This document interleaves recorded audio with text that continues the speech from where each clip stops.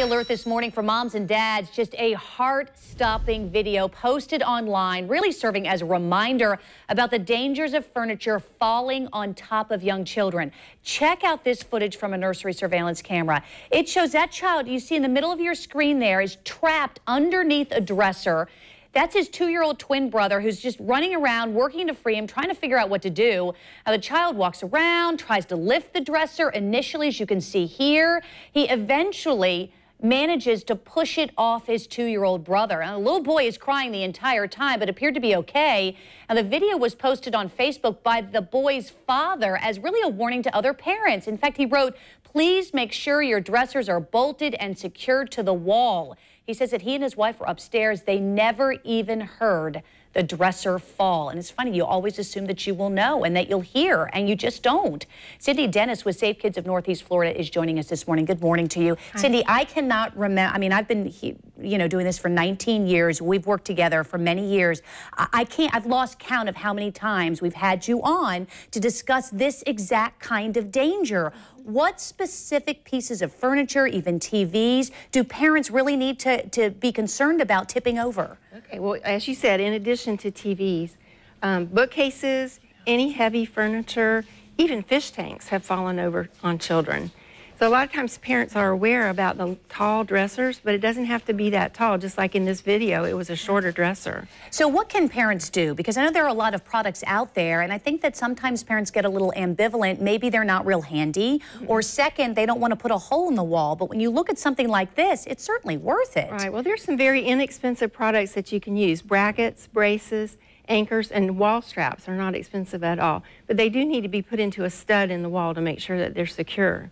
And it's interesting, too, because I remember when my children were young, my husband is very handy, but you can go to any one of the hardware stores and they can kind of walk you through it. It's not a good excuse to say I'm not sure how to do it. Right. It's an easy thing, and it should be part of everybody's childproofing plans when you have children 5 and under. Now, we talked a little bit about TVs. I know that you mentioned it, and that was one that I remember vividly. It's been a couple of years. A mother here in Jacksonville, a mother kind of dozed off with her child. Her child kind of went. There was a big tube TV, and there was a book on top of a dresser, and she climbed up, and it killed her. It did. Because it came over on top of her. So one of the other things we recommend is that you keep those types of items cleared off of the top of your bookcases and your shelves.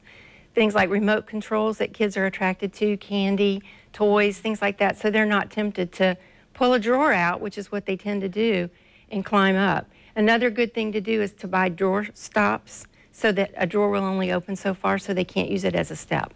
Excellent point. And I also I'd like to reference this video again also as we look at it, because one of the things that I thought was interesting and that parents of young children might not necessarily know, because a 2-year-old's still pretty young, is, as you can see, this twin brother who's trying to free his brother, it doesn't seem that he ever was told or perhaps even knew, no fault of the parents, and I'm not trying to suggest that, but maybe in a case like this, you need to teach your kids, hey, if something happens, come get mommy or daddy. That's true.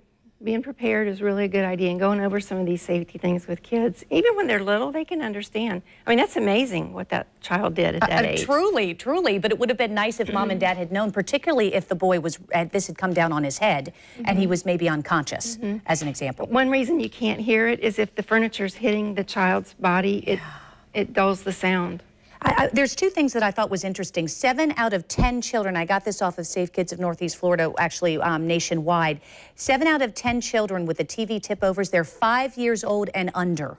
So it's the younger children at most at risk. And then also a 36-inch, one of those like tube TVs, falling 3 feet is the same as a 1-year-old falling 10 stories. You don't think that something like this falling on us, because it's our perspective, will hurt us, but a child that size, it can kill them. It can. It can cause suffocation. They get pinned under there.